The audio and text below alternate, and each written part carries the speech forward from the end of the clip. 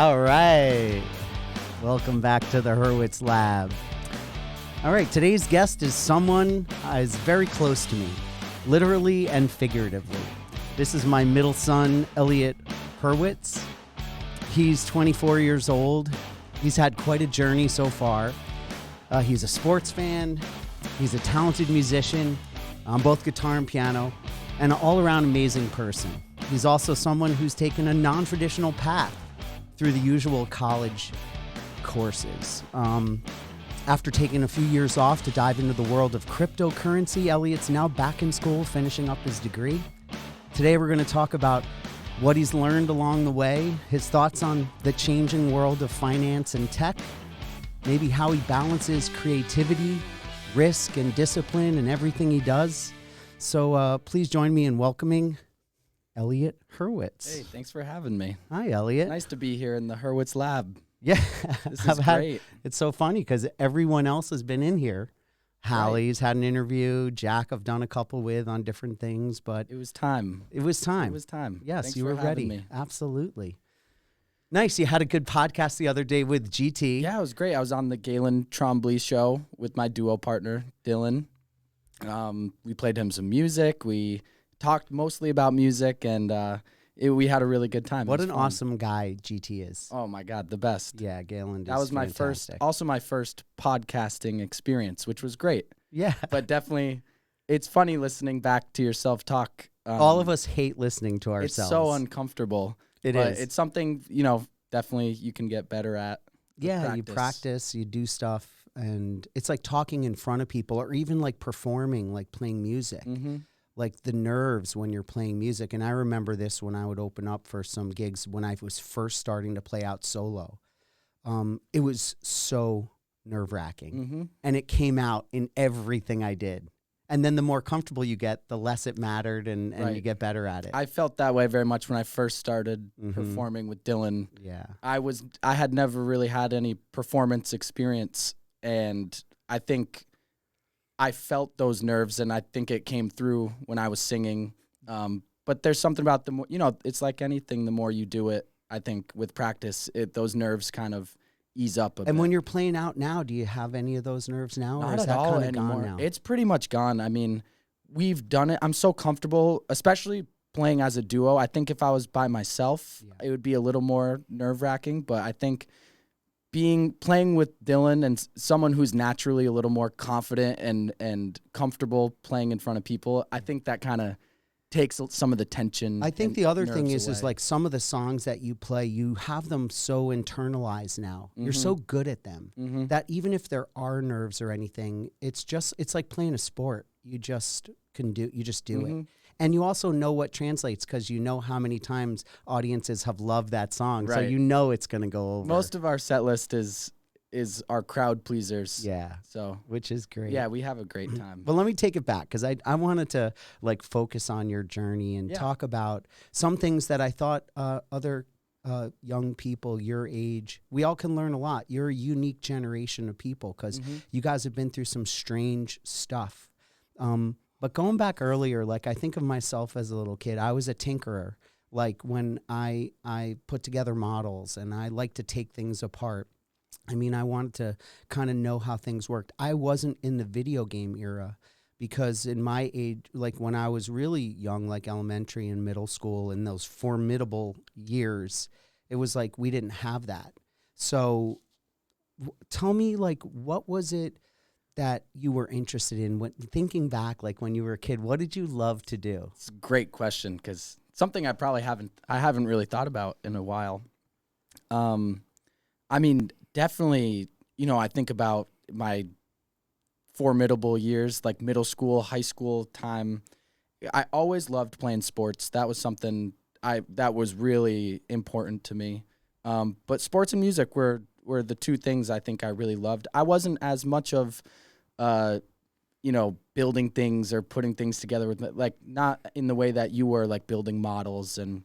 It wasn't as big a thing. I did buy some models for you guys. Remember those little electrical kits and other things? But you guys were just like, oh, no. They would be like, I would be doing it. Right. You guys weren't interested at all. We were never into it as much. But you were definitely more towards sports, and I remember that. I mean, that was your thing when you were little. Yeah, I mean, like, I think some of my biggest mentors in those years were like sports coaches too. They were also teachers.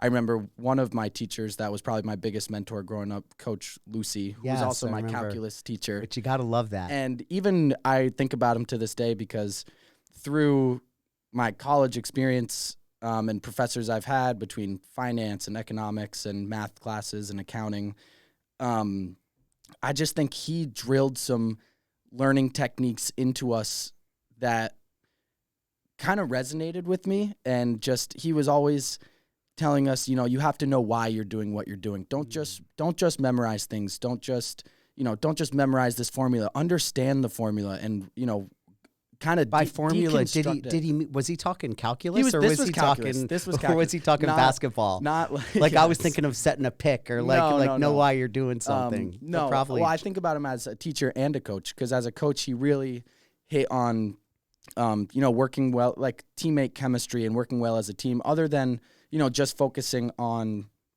your sport abilities. And, you might have some really talented kids, but if you don't know how to play together, nothing really, gels. It's hard to win games if you don't play as a team. Yeah. And I think he really focused on building a good team morale and a good team chemistry, like, making us go out to dinner together. Yeah. Doing things together that we might not normally do. Yeah, no, that's definitely key. But definitely from an educational standpoint, I think he put this focus on, especially, he taught one of the most difficult high school classes, like calculus 1 and 2. And, right. And, it definitely wasn't easy.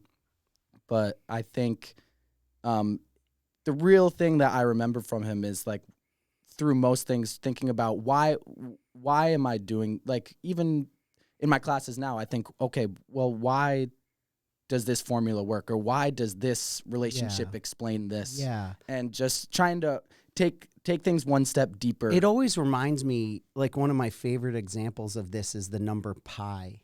And it's like, people don't get that number, is related to the circumference, how you relate the radius to the circumference of a circle. Right. There's like these deep relationships and understanding something at a level. It's not just like memorizing it out to a certain number.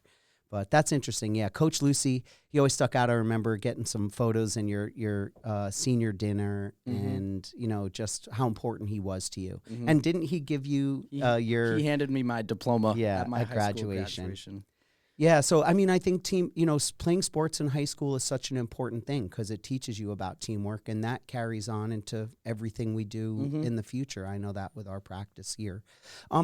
Take me back, though, because I want to get back to what I want to talk about, because I think it's important and why I brought up, like, what I did as a kid and how your childhood is different was because video games were so big. Right. And especially for young men. Like, Hallie wasn't, my daughter wasn't as interested in that, but you and Jack were, like, loved video games. And there were a couple games you got really good at. Yes. So tell me a little bit about what was your foray into video games? Like, was that all the kids talked about? Like, what's the deal with video games? It was definitely Educate a big me. thing with all my friends. Like, most of my friends growing up came from sports. So we all kind of had that connection. But outside of sports, we all had this other connection, which was playing video games together. And I think for me, it even started before that, mostly with Jack, my brother. Something we would do when we were pretty young. And I just remember playing, that was time I got to spend with Jack. Yeah. And we would play together, and it was something that was so fun. I remember when like literally on the same machine. It wasn't on the same console. Which on later on console. turned into playing together. Like last night. Across the country. Right. Right, yes. Right. No, but I think, definitely there were games that just, I don't know what it was about them, that it's almost like an addiction, kind, not a legitimate addiction, but something that you just love doing. And the better you get at something, the more you want to do it. Because even when I was listening to the podcast the other night, it was like Dylan was talking about how he still, he has a he has a game room / his music room. Mm-hmm. So video games. Yeah, I'm trying to remember, like, one of the first games that was pretty influential. I think Jack and I want to say we were, I was probably 6 or 7. Before the Xbox, we had the PlayStation 2. Yeah. And I think that was really the first console we had that we spent a lot of, that was something we wanted to do all the time. Yeah. And I do remember one game we used to always play was Star Wars Battlefront 2. Oh, that's funny. And it was just like this Star Wars game, and you can be all these different characters, and it's like a player versus player, death match style kind of game. Cool. And we spent a lot of time playing that. And then, as time went on, the newer consoles came out, the graphics got better, the games got better. And I always loved also playing sports games. That was big for me, like playing, NBA 2K was a big one. You for played me. a lot of hockey. Didn't you play hockey or soccer? Yeah. I'm trying to remember which one. FIFA was one Yeah, I played. FIFA. That I played more in my teenage years, which I've kind of given up since then. But now my new game is the NHL game. And NHL 25. That's like pretty much the only game I play. But I'm thinking back to when I was like, I think I was, 9 or 10 years old, and we had just got our first Xbox 360, and that was the new thing. I remember the all my family friends video won. of when you and Jack opened that up at Christmas Just / Hanukkah. Screaming. Oh, it was epic. And and I remember, I forget what games we would start out playing on there, but eventually I know it's probably a little bit controversial, but Jack was a little older, and he had got the new the Call of Duty. Oh, Call of Duty. Call of Duty. So I was probably 9, and Jack was maybe 12. And so, all his friends were playing Call of Duty, and I know, it's a pretty graphic game. It's a war style, like first shooter, Iraqi war first person shooter first person game. shooter game. Yeah. And what are your thoughts on that? Like that's a hot topic. People like talking about video games. I would like your insight. Like, Yeah. What do you think about? Do you think those games had any impact on like desensitizing you to violent things? Or I mean, what are I your guess thoughts? the big question is, do some people believe that it can make children more violent, like playing these games? Right. My opinion would be no, Right. just because most of the people, I grew up playing those games, like, 9, 10, 11 years old, same as all my friends. And, none of them, they've grown up to be very successful, bright people. Right. It might be anecdotal, but I don't think there's I don't disagree. I necessarily think a relationship between playing people- those games and becoming more violent. Right. Or I think people maybe you have a get- predisposition. right. And then it didn't matter if they were playing outside with sticks, playing Indians and, cowboys and Indians or something else. Like certain people are prone, or something's going to snap, and they Right. do. And I don't think the video games really do that. Yeah. Yeah. I don't know if we get desensitized or There's funny. got to be some desensitization. There's because, definitely something, but it's funny because even now, like, I've never been, a lot of my friends are, North Country. They love hunting. They love being out in the woods. You've never like snorted up some cocaine, stole a car, and then shot a bunch of people at the bank? shot a bunch of strippers. Right. No, Okay. no, That's not who you are. no. That's good. That's good to know.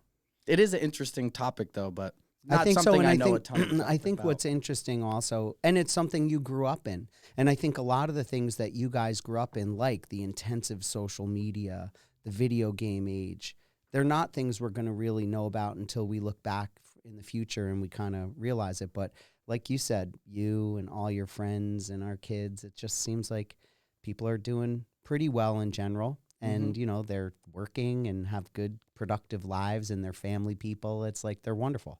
So I don't know. It seems like every generation goes through something like that. Oh, another important thing for your generation I wanted to touch base on, because I think this also impacts the journey when I think of you and your story, was COVID, the pandemic. Mhm. Because you graduated high school in 2018. 2018. So like 2 years before. Yep. So tell us about graduation. You graduate high school. You're Yeah. like a well-known athlete, and you're pretty popular in school. What happened after Yeah. high school? Where'd you go? I guess this is where the story gets pretty Let's talk. unconventional for most people's, stories, especially, just years before mine. High school, I had a great high school experience. lots of great friends that I made, friends, people I'm still really close with to this day. And, we all no one really saw this crazy thing coming. And so I graduated high school, and it was summer of 2018, and I was all set. I got accepted to SUNY Cortland, and I was going there as my first semester of college.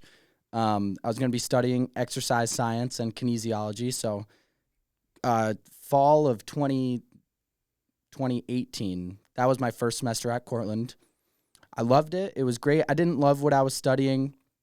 And there was no scholarship for me at SUNY Cortland. So part of my decision to come back and move back to SUNY Plattsburgh was they offered me a North Country scholarship, which took a significant amount of money off my tuition price. But it would have expired if I didn't leave after that first semester at Cortland. So that played a factor into me wanting to come back to Plattsburgh. And then, plus, you would have missed Mom's cooking. I missed Mom's cooking. I missed all you guys. So I transferred back to SUNY Plattsburgh into the business and economics department. And what was your was it going to be economics? Yep. So I declared as economics and finance as a double major, and so that was spring of 2019.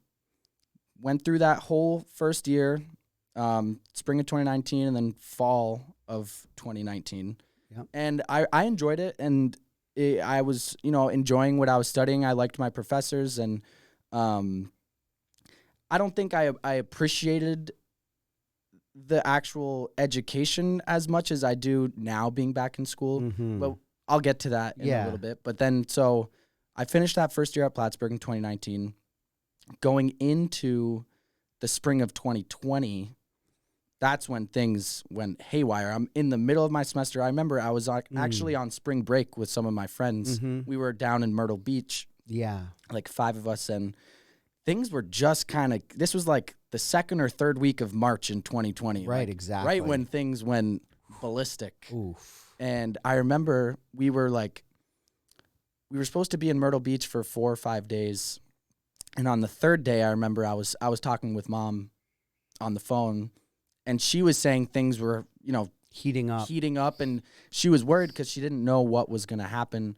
Did you guys fly down, or did we you drove drive? down? You drove. That's and helpful. So she was worried that we might not even be able to get back into the state. Like things were going to be shut down. Marshals, like checking people in. Like yes. We didn't know what the severity of everything would be. Right. So we actually ended up cutting our trip short. Wow. And we forgot that. We left 2 days early to come home. Yeah. Most of my other friends' parents were also in the same position. Boat. They were all. Everybody was like, the vote, cut it short. The come vote home. was to cut it short, and we had already had a great time. Nice. That's the parental applause. Parental applause. No, so we came back, and I remember, that's just when, up till that point, my semester had been pretty normal in school. Like there was, everything was in person still. There was no like haywire. Keep talking. I'm going to shut that blinking light off. Yeah, that's okay. I just remember, people, there was a vast uncertainty for what was going to come next out of all this. Like, are they going to cancel school the rest of the semester? Is everything going to be online? And there was just this heavy uncertainty in the air. Right. And what ended up happening is we got back from spring break, and then immediately all classes were, deemed to be online. So kind of a major switch up. Classes Huge. that I had in person for 2 or 3 months at that point, just out of the blue switched to being online. And that was a big switch up for me. Something that kind of, I won't say turned me off to school, but something I definitely didn't appreciate, as far as, part of college is like this experience of getting to be with your peers and getting to college online. If I thought of that being home and stuck in a place and just being online, that is like. And for me, I struggled. Miserable. I really struggled with it. And another thing that, you're also paying the same amount of money. Like, to me, one of the most beneficial things of that educational experience is all that time you get to spend with kids your age and meeting all these people and networking with people.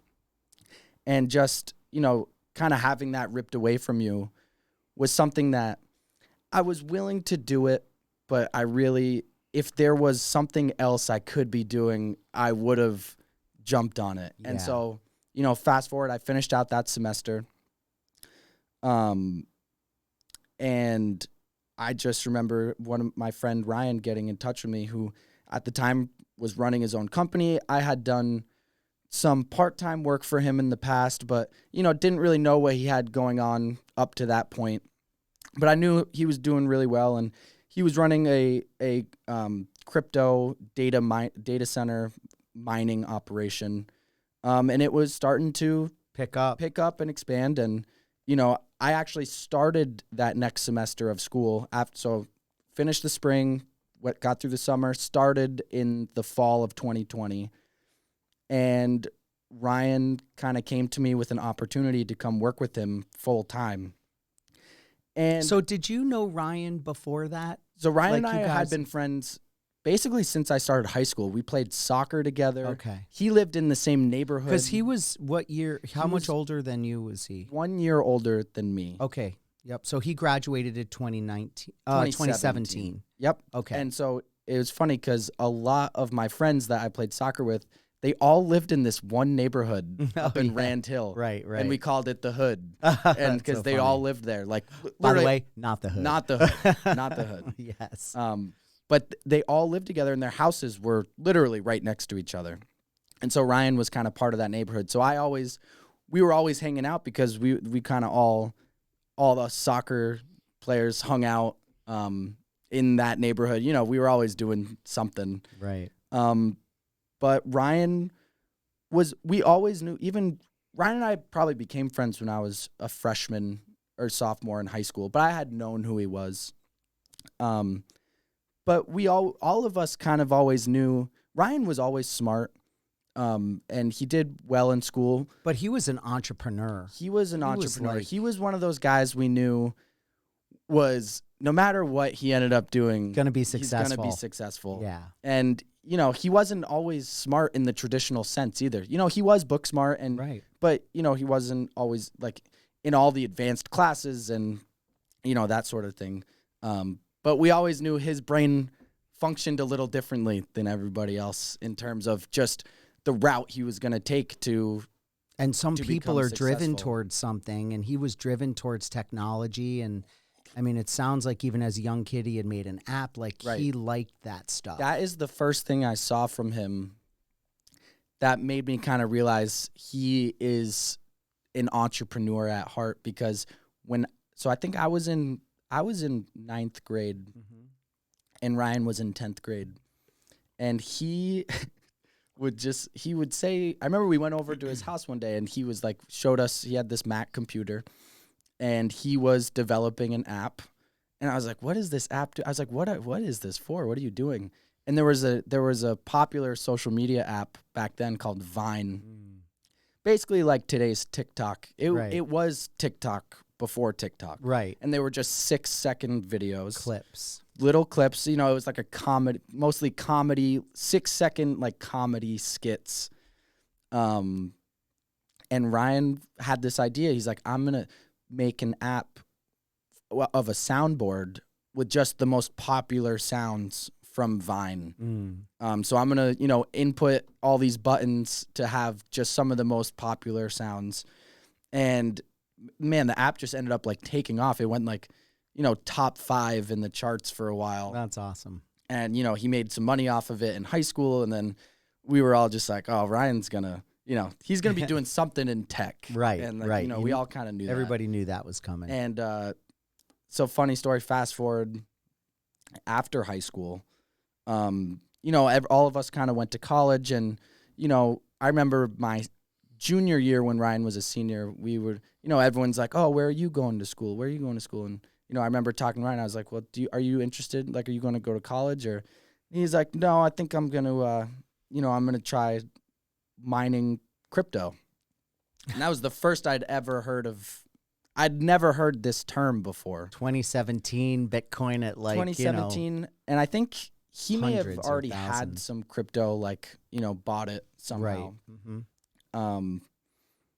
But I remember then I was talking to his dad one day, and his dad told us this story that back then when Ethereum was still proof of stake, when Ethereum was still proof of work, Right. and people were mining Ethereum with CPUs and graphics cards, Right. and GPUs, that sort of thing.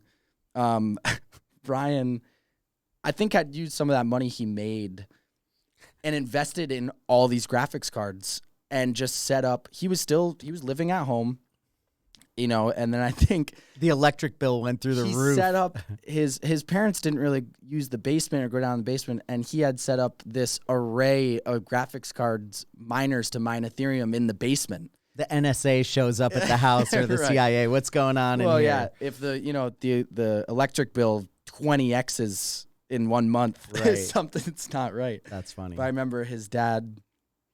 I was having dinner with his dad, and he had told us this story. Like, one day he went down into the basement, and it was like 110 degrees.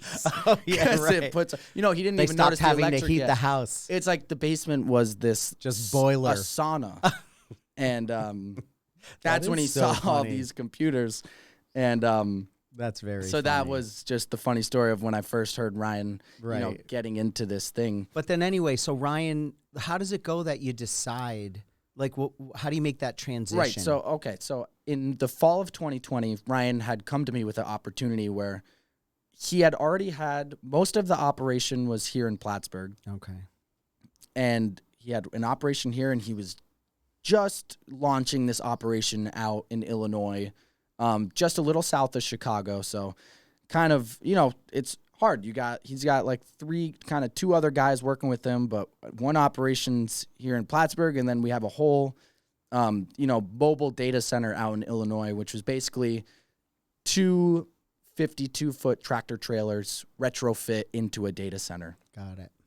So Just racks and miners all mounted in there. Just racks like, and miners mounted, and then kind of one central spot in the trailer that's kind of like a command center with a and then computer. ventilated and all the electrical. Yeah, they're and all everything you need. air cooled, and it was cool. Ryan and his dad kind of designed that themselves, and at this point, Ryan was 20 years old. Right. So fall of 2020, he came to me and said, things are really picking up. I could use an extra set of hands, and I think part of the reason he came to me is I had done some work with him in the past, so I had learned how to use some of these management tools and management programs that you need to run these miners. And I had fixed some miners, like, taking them apart, changing some fans, changing a control board, no soldering or anything, Right, but just some simple repairs. And so he offered me an opportunity to go work with him. But I told him, I said, I'm still in school. I'm still in classes right now, but everything was online. Right. Middle of COVID, no classes were in person. I know, it sucks. And I think that is what really pushed me toward wanting to pursue To make that a opportunity. change. And so then did you finish out that semester? So I told Ryan, yes, that I would help him. And he said more specifically what I want is someone that can go back and forth between the Plattsburgh operation and the Illinois operation.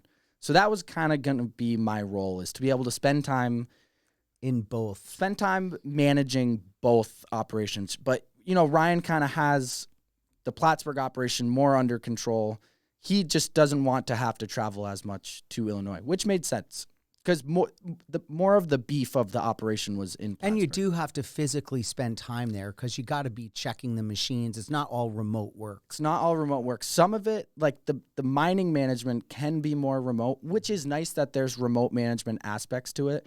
But also the physical infrastructure of the data center also requires maintenance. Right. Like you have all this air cooling equipment, fans and belts and things that can Just mechanical things stuff that that can- needs servicing. things that can break. Right. And things that you can't fix remotely. Right.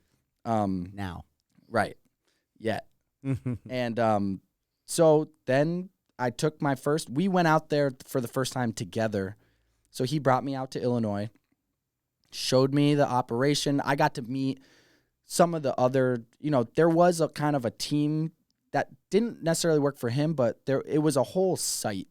This was like an 800-acre. It actually used to be this old steel mill in this town called Hennepin, Illinois. Mm-hmm. And just this massive site. This steel mill got demolished back in the 50s.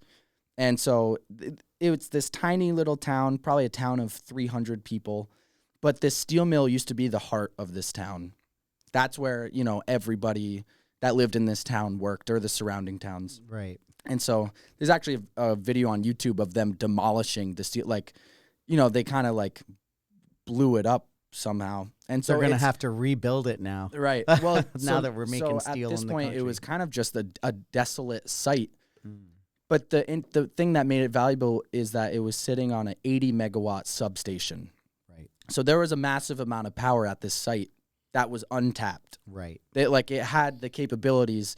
And then in Illinois, were the electric costs pretty good? At the time, they were good. They were pretty... Because that's such a big piece of the equation. It is a good piece of the equation. So much of the equation of crypto mining is just the timing of everything. Totally. And even now that we see crypto prices are much higher, obviously, than they were in 2018, Right. 2019. The earnings aren't necessarily still a lot of the miners that you might have been using back then would probably lose money now in terms of efficiency. Things just keep getting more efficient. And I think, so anyway, he took me out to Illinois, showed me the whole site. I got to meet some of the electrical contractors, some of the people that were building the infrastructure of the site. And I loved it. It was. So was great. it up and running yet or not quite yet? Things had just been getting going. Okay. So we had our 2 trailers, which was about 800 servers. Did Triangle do the electric out there? Triangle did so all they the had electric. gone out there. So to Ryan do would that. go out with his dad I and see. a couple guys. They'd bring a Mhm. few guys from Triangle. Mm-hmm. But there was another company there that was working on building out. We had a lease on just this one section of the site, I see. which just our trailers were on. Right. And then this other company there were residual buildings left there from when the steel mill was there that this company was going to try to build out crypto mining infrastructure in those buildings. But Ryan had the first servers running on this site. About 800 servers, all Bitcoin miners. So I got to see everything running. Ryan kind of gave me the full tour, and I was very interested in pursuing that opportunity to do this. And so at this point... So you're getting excited because here you were a student. Now all of a sudden you're going to have a real job. Right. Managing some real And actually, when I first started, my first... business. So we came back to Plattsburgh Mm-hmm. after that kind of first trip. I think we were there for a week. Right. And we came back to Plattsburgh. And then he wanted me... at this point, I was still taking classes. I was in 5 classes that were all online. Struggling with it. Definitely not loving... Not happy with it. Not happy with it. Right.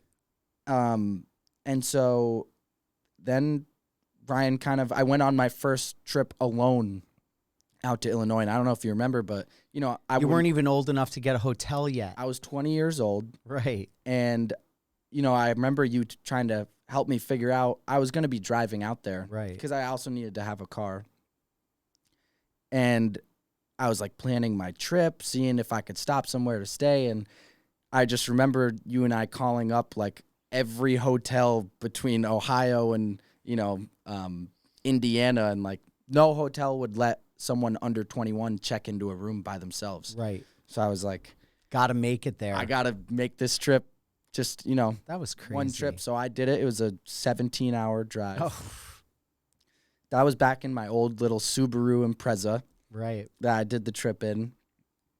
But it was great. I made it through, and I actually had a house to stay in when I was there. One of the electrical contractor who worked at the site, he lived with his wife, but his wife had a house in the same neighborhood that was unoccupied.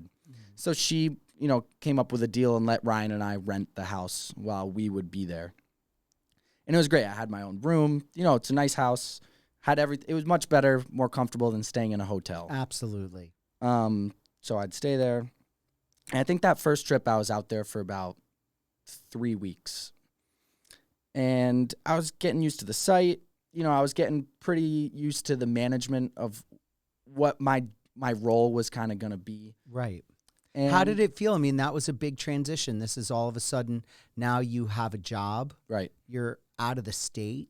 Yeah. And what did that feel like? It felt... did you feel like recharged that you were doing something productive? I did.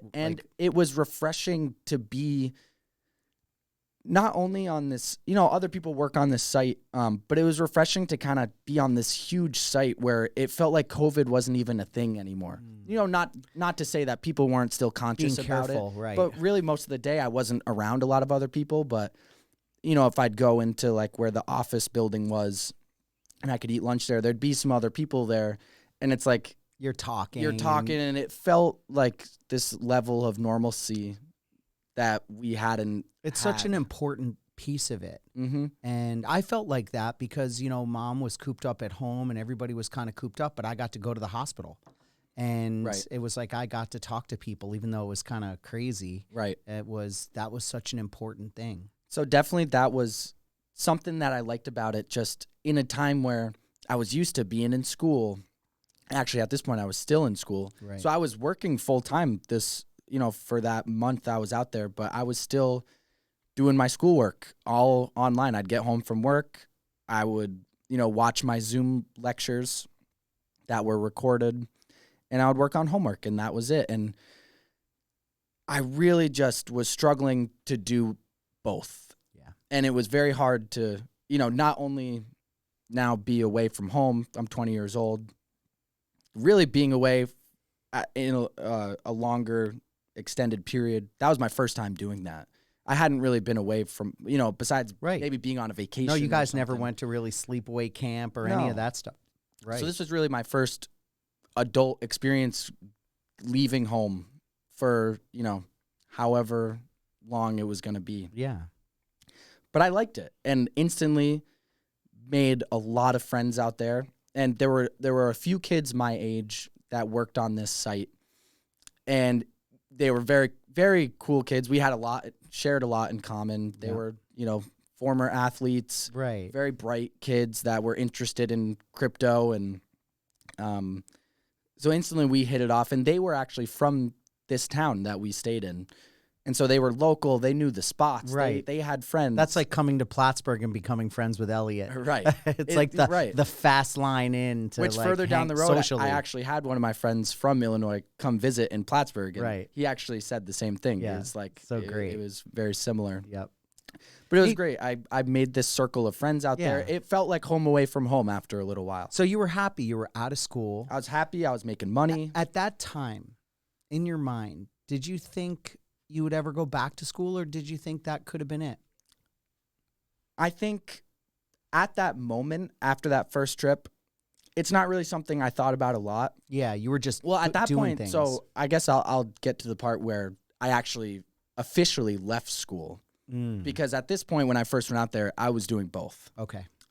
So that went up until the end of my 2020 fall semester. So it was basically like November or like early December of 2020. Yep. And I'm just trying to replay. Yeah. Like, I'm trying to think about what I was thinking at this time. Yeah. And I so, mean, it's hard to know, but I think. Well, I think part of my decision to leave was I wasn't doing as good as I knew I could do. And I attributed some of that to it being online.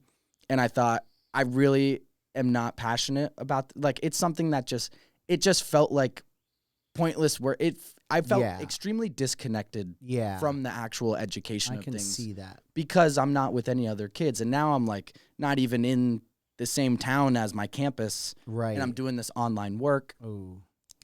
And I wasn't happy with it. And, I didn't want to waste money not, being in these classes and not doing as well as I thought I could. Yeah. And so that was definitely a big part in me leaving. And I just knew I love this new opportunity that I have. I'm so interested in learning more. Mm-hmm. I see myself being able to do it, for the foreseeable future. I need to pick one or the other. I didn't think I'd be able to do two, especially because it was long hours. It wasn't just a typical 9 to 5. It's like if something goes down, it's kind of like you're on call at all times. I'm the only person out there looking after these 800 servers in this data center facility that, there's not really anyone else that knows how to manage this thing. Right. For, the nearest person that knows how to manage it is back in Plattsburgh. So now, tell me, I just want to get some high level things. Where do you think, you had such an insight into the world of crypto, and you were at conferences and you saw how big it was and what was happening at the time. What's your insight on the future? Do you think crypto is here to stay? Yeah. And what are your thoughts on that for people? I definitely think I think it's here to stay because I think there's a broad adoption of it already. Mm-hmm. And I think that's something that's really important when we talk about the longevity of something like that. Yeah. Is, are people adopting it and willing to use it? Right. Which I think we've seen, some countries already adopt it as a, official currency. Yeah. I'm trying to look. El Salvador. Yeah, right. And I think, the other piece of it is blockchain itself, not even just for crypto, but for documentation and for things in third world countries where they're all cash based. That's such an important part. I think I knew pretty early on, it was pretty anyone that kind of worked in the crypto industry, or, maybe they were traders or maybe they were miners. I think everyone kind of knew what Bitcoin was. And I think we all kind of agreed Bitcoin was great as a store of value. And it was we didn't think it was going anywhere because it was that original blockchain and it worked. And it proved that it worked. But I think we all knew it was a slow process. And if anyone that had ever used Bitcoin for transacting something knew, you could send someone you don't want to Bitcoin, take 20 minutes getting a cup of coffee. Right. Well, even it could be longer. It could be hours. Right. And so definitely we knew it wasn't an efficient transactional method. And so that was kind of agreed upon. And then, fast forward probably a couple years, there's more and more, now there's more cryptocurrencies than you can even count. Right. New ones coming out constantly.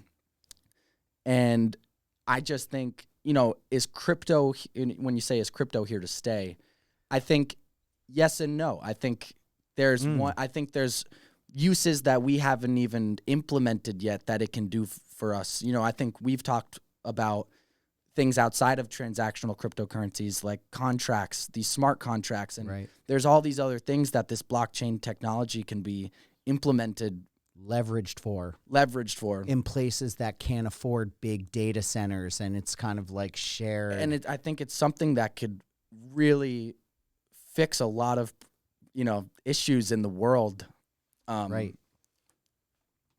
But my camera froze up. Oh, all right. Yeah, we're back from a little technical difficulty. Awesome. So, that's interesting. Now you're working with crypto, and you're working with this data mining center. How does it end up that you end up transitioning and coming back to school? Let's talk about that little piece of things. Because I had that experience, so I guess that's where I was playing music and I was working as a lab tech, but I was doing things and I was in bars every night and I loved music, but I just was unhappy. I wasn't fulfilled. I wasn't unhappy. I was just seeing the grind. Right. And I was getting hungry to go back to school. And I remember the first day I walked onto my med school campus, I was just like, oh, I'm on fire. I was ready. It's funny. I think there are some parallels with how I felt about going back, with what you said. I just remember I had been doing the crypto stuff for close to, I think just over 4 years. And so I had been doing it for a while and I just I didn't see a lot of room to move up the ladder. Right. I loved doing it. I loved working with Ryan. We're still friends to this day. I think things were slowing down a little bit, and I just didn't see the room in the company for me to get to where I wanted to be. And I think pondering on that and really thinking about, well, if I'm not doing this, what else is there for me to do? And really, there wasn't a lot, outside of maybe finding a company that did exactly the same thing, or, trying to go through the hassle of starting my own kind of operation. Other than that, there wasn't really a lot. And I think that played a big role for me in my mindset of what's next. What's next is like, there wasn't that many options. I knew I wanted to essentially there was two options. Either I have to find another job, or it's time to get back to school. And I was thinking of like, well, what jobs are there? I looked into some other companies that I knew of that did similar things in the crypto data center management space. And, it's not that I loved what I was doing and I was good at it, but I was ready for something new. Yeah. And I think I knew that going back to school would be this whole new experience for me after my initial college experience being so unconventional. And I think COVID making it so unconventional really left a bad taste in my mouth with school. And I think that's part of the reason why I was so happy to be doing something else, is because I didn't get this fulfillment from my college experience that, most of my other friends who were maybe a few years older got to have. And I was a little envious that a lot of my friends got this quote unquote normal college experience, and I just really felt like mine was subpar. Yeah. Up till I went back.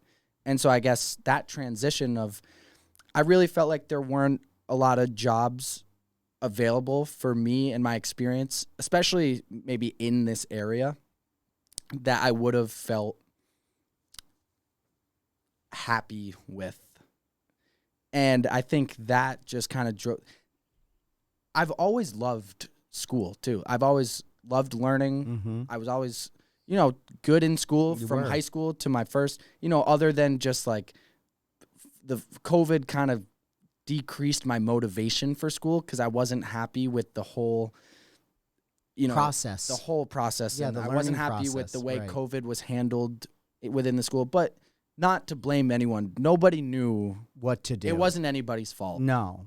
I don't blame the professors. I don't blame the school. It was a mess. It was a mess. And I understand that. And it had a lot of ramifications, and a lot of people got thrown into the fire from that whole shutdown thing. So it was a real challenge. But I am, in a way, glad. I know it sounds crazy, but I am, in a way, glad that it happened, because it gave me this amazing opportunity that I got to meet, and I got to meet so many people and do some really cool things. And I got close to 4.5 years of experience doing this thing that not a lot of other people get to do or even know about. Right. And it's a whole sector, especially in business and finance and economics, that's going to be really important in the future. And people with degrees who have a deep knowledge of how that stuff works, especially blockchain and crypto and those things, that's a major bonus. That adds a lot. So it was funny too, because I remember before I left school, I was taking some intro traditional finance classes, and I had this one professor.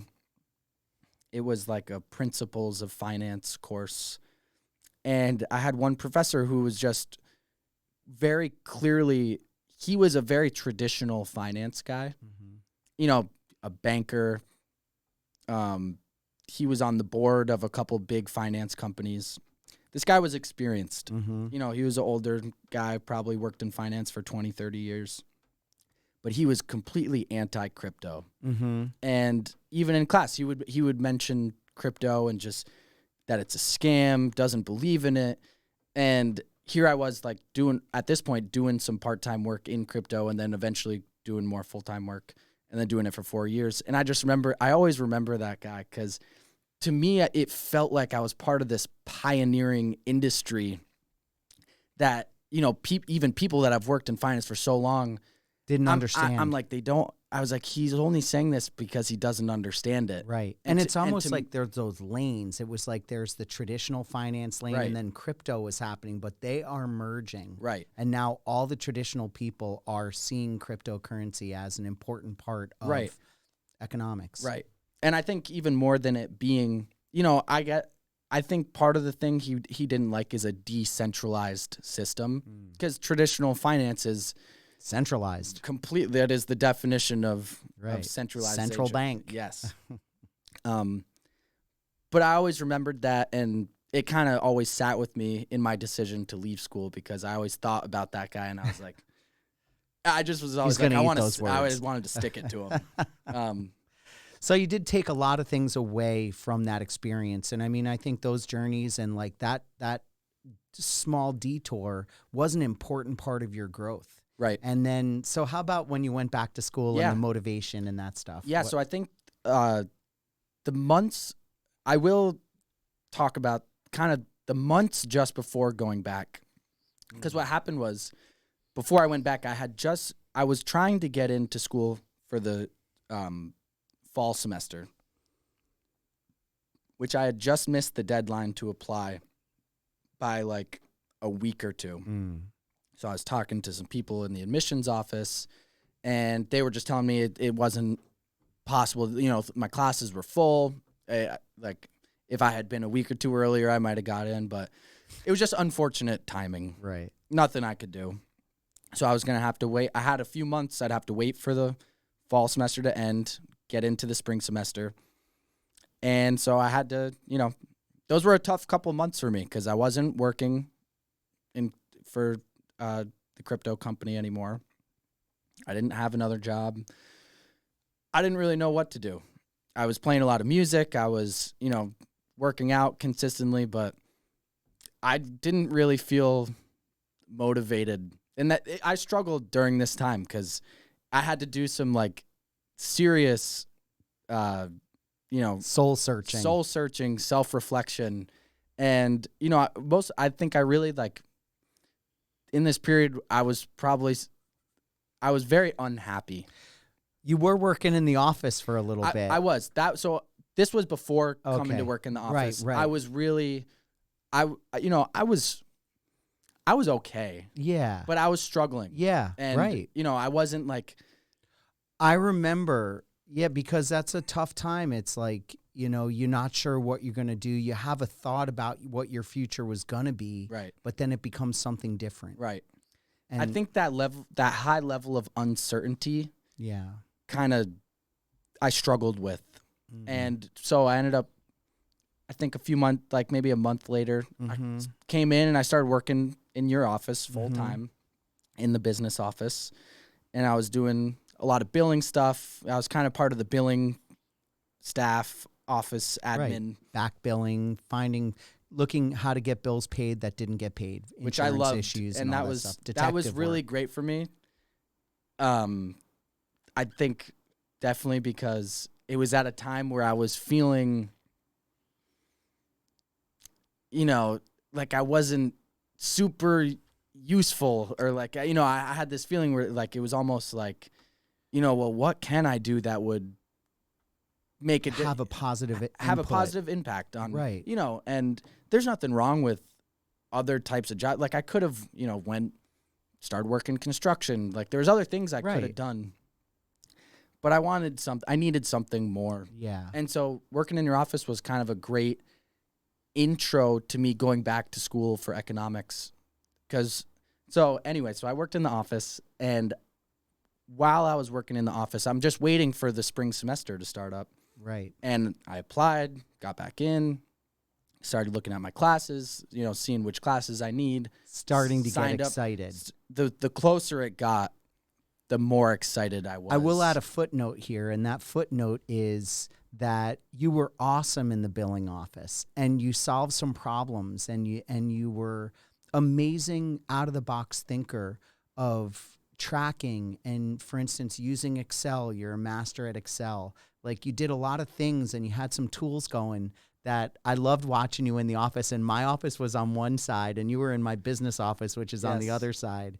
And you did such a good job. And I super enjoyed you being in there. And all along I'm thinking, oh, like Elliot, I'm going to have him in the office. Like, this is fantastic. But no, then it was like, you know, we had to move on and get you into the next level of your career. Let me pause this again. Hang on one second. Yeah, I'm gonna have to fix that camera. It's been giving us some issues. But in any case, so yeah, take us back to, you were just telling us getting back to school. You were getting So I think, you know, working in your office was a great experience for me, and it really helped my mental state in terms of, you know, feeling useful and feeling like I made a positive impact. And like you said, I loved getting to work with you, and you have such an amazing office staff. Everyone made me feel so welcomed to be here. And it was really a great experience. Yeah, and I had such fond memories of it. Like, I'll always look back on that time as like a really cool time, each of you, but you I had in the office more than the others. But I think also it kind of was it was an interesting job for me because it kind of went hand in hand with what I was excited to be going back to school for, which was finance and economics, and like kind of, you know, billing. I was, you know, it was a lot of working with claims and, you know, kind of insurance company, you know, denied claims. Like, how can we it was a lot of detective work, but it kind of fell into the world of finance. And absolutely.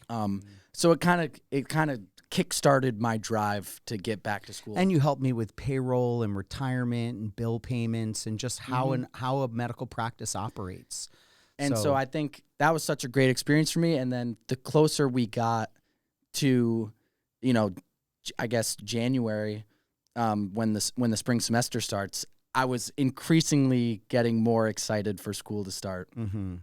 But I was also getting increasingly nervous for school to start. Right. And it had been 4 years since I'd been in a classroom. You know, the last time I'd been in a classroom, I was 20, and I was now 24.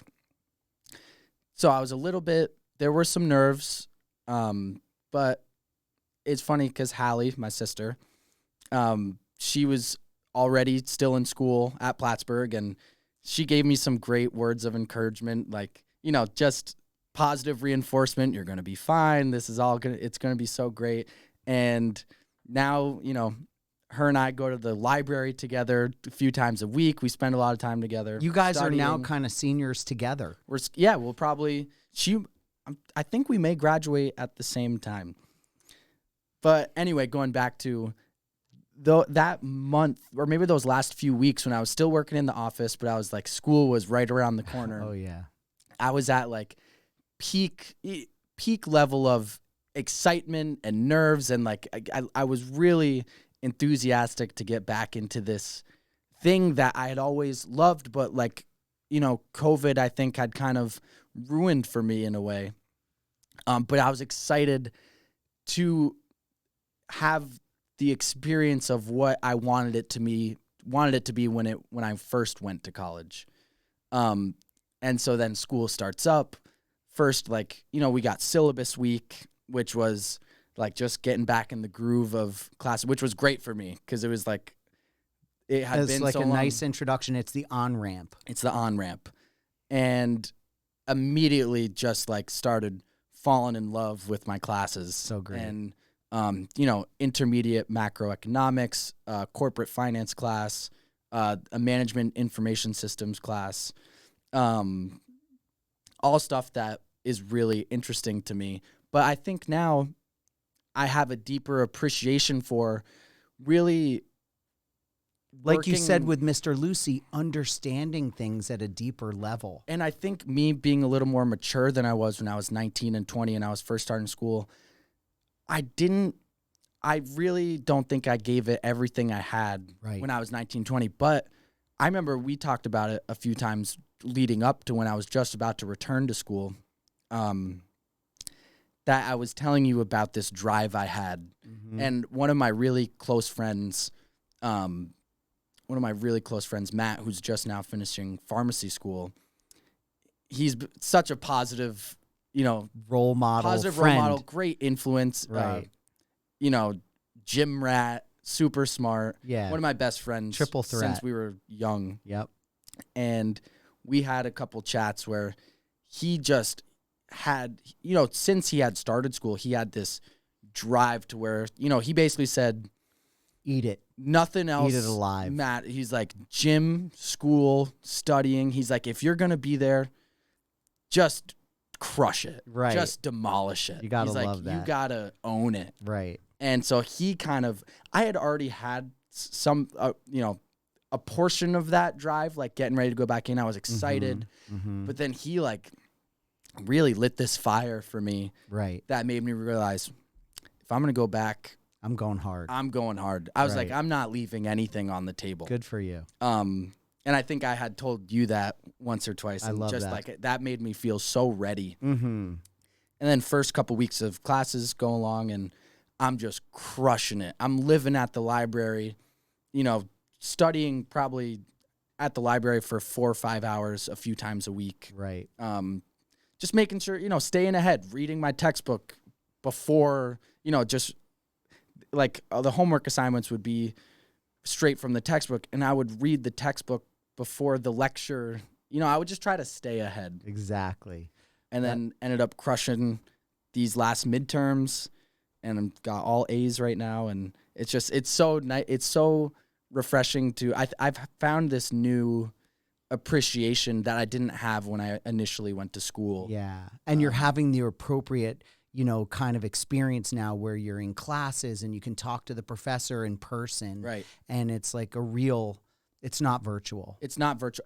I think that is an important aspect for me. That's Something that huge. made me not appreciate it as much. And, maybe part of it was I wasn't quite as mature when I first started school. And once COVID started, I definitely didn't have, it decreased my motivation. I didn't really, I was struggling with the concept of higher education, and I didn't feel like, some people argue it's not as a good of an investment. It continuously gets more expensive. A lot of people go into major debt, deciding to go to college. Right. And then, I kind of fell into that world because I, moved out of it, and I was like, look at what you can do without it. Right. But then instantly came back once I didn't have that job anymore, kind of realized, well, there's really not much. Right. else And I there's can one do thing with to that. have trade skills because that's important. And you have a lot of friends who are in businesses or doing other things who are super successful. But I think that brings me to the topic and how I wanted to close out, which was talking about success, because I think success changes as we get older. Like I think of when I was in school, and I always thought of myself as successful, but I was in major debt. I mean, I wasn't really successful. I was making no money. I was net negative. Right. But I was successful because I was figuring out who I was, and I was finding out what I cared about and what I wanted to do. And I see that with you now. Like I see you as very successful because you're happy in finding out who you are. Which I think is an amazing person, and you're figuring out, like clawing at things, and you're gonna have failures. We all have them, and things. We take a dip, and then and you went through some stuff already with COVID and other things, but you learn from those. How do you see success? Like, what? Tell me about it. Yeah, it's interesting. That's a great segue to kind of lead us to closing out, because I think measuring success can be so subjective. I think it's so cliche, but definitely, wealth is not a measure of success. I 100% I agree think with that's, you can't say that enough times. Yeah. I think one of the things I think about all the time is my relationships with people. I define success by my relationships with people. Like, am I having a positive impact? Matt is super successable. Look at how he impacted you. Right. I mean, and he's probably either in debt or like getting out of it or whatever it is for him. But the financial part of it isn't even there yet. But people are super successful because they're positive, they're motivated, they care, they have a path. And that's such a big piece of it. Such a big piece. And I think there's something to be said about the relationship between success or how you value success and what people, if you would ask people that are close to you, what do they think about you? Right. And I think, the more positive things, people have to say about you as a person, I think it kind of has a positive relationship with how successful you are. I agree with that. And so I think that's, it's hard to really drill down and say, well, how do you measure success?